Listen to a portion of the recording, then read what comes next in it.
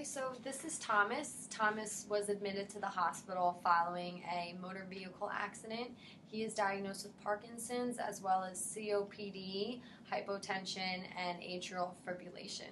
So today we're going to be working on different techniques with rhythmic cueing to help with his walking, to make it more smooth, as well as energy conservation techniques because he noted that he was feeling very fatigued pretty easily.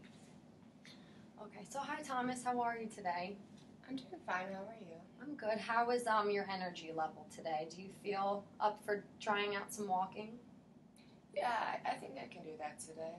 Okay, so I know that with your Parkinson's, sometimes it's a little hard to have that smooth walking and kind of initiate that pattern, that walking pattern. Yeah, I often freeze up. Okay. Yeah. All right, well, I'm going to give you some techniques that will help with that. And this is by using rhythmic cues. And so this can be in your head, or we can also say them out loud. Because when you use rhythmic cueing, it kind of stimulates your brain, so you're thinking as well as moving at the same time. So that'll just kind of help with your movement, make it more fluid, and just kind of help with your balance and everything as well. So to start off, we're just going to simply just clap our hands to a steady pattern. So if you just want to follow after me, just...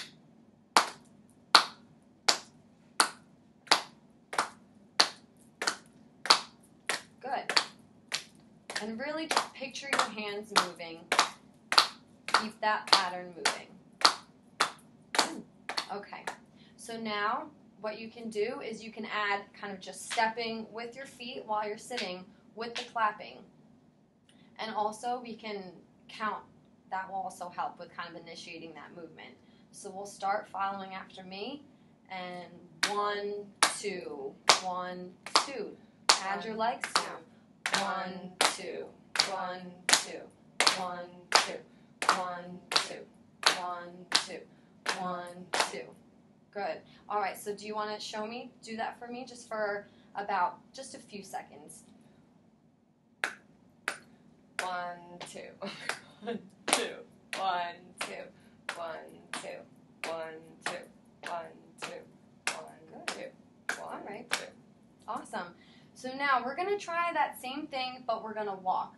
And now if you don't want to clap as you're walking, another thing that you can do is you can kind of snap to your steps. 1, 2, 1, 2, 1, 2, 1, 2. Good.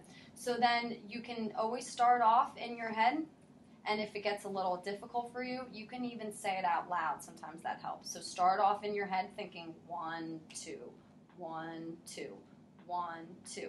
And if you find yourself getting a little stuck, you can also say that out loud. Okay? So do you want to try walking over to the bathroom? Sure. Do you want me to start right here? Yep, and you could just start ahead. So 1, 2, 1, 2, 1, 2, 1, 2. Okay, so is it hard for you to move right now? yeah. Okay, so what I want you to do is really just count in your head, keep going, and I want you to picture yourself stepping over an imaginary line. Okay, so I'm just going to move the sheet. Okay. So I have placed tape on the floor, and what this will do is I really want you to picture yourself stepping over that tape, because I know sometimes you have problems turning. So what I want you to do is, again, just keep counting in your head. Be positive, because this is just a temporary feeling. And I want you to step over that line. Imagine it, say it, because it's going to happen. So 1, 2, 1, 2. Good. There, and then you can lower yourself. Did that cueing kind of help you? It really helped me focus on something. Right, and did you like saying it in your head, or did it also help to say out loud? It really helps snapping and saying it in my head, and also as well as out loud. Okay. Well, even if you're going to the bathroom, if you notice you're having some problems turning around, if you play some music on prior to when you go, you can try to walk to that movement as well. So let's just practice that, and we'll have a seat back into the chair. 1, 2, 1, 2, Good. See, so that helps with kind of turning and just planning your movement and everything.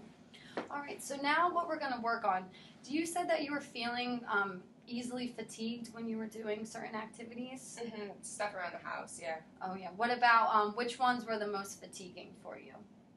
Probably like just chores and little tasks around the house that used to be really easy and now take a really long time, and I get tired. You get tired. What about like showering and bathing and dressing? Showering, dressing's definitely, it takes a really long time, and having to do it all so quickly in the morning, it's just very difficult. Yeah, well, that's something that unfortunately can be a symptom of your Parkinson's, is just feeling fatigue. But there are things that we can do to help that, and one of the things is planning. Because if you plan your schedule, you can still get to do the activities that you want to, as long as you allow yourself enough time to rest in between. So, for example, if you know you're going to the grocery store, running an errand with your wife later, you can make sure you allow yourself a lot of time in that morning before to rest prior to going out. And in terms of dressing, you can lie your clothes out onto the table or the bed the night before. So that will kind of take away that step of having to go through your drawers, pick out what you want to wear, so that'll just kind of help speed up the process. And then when you go to the bathroom and when you're showering, you can use a shower chair, so anything that's seating, that's in a seated position, as well as once you towel off with a robe, and you can sit while you're shaving or brushing your teeth. One movement that you should try to avoid that can take up a lot of energy is reaching above your head. So you can ask your wife or ask someone to just move those high objects onto the countertop, because then you can just eliminate that movement that takes up a lot of energy.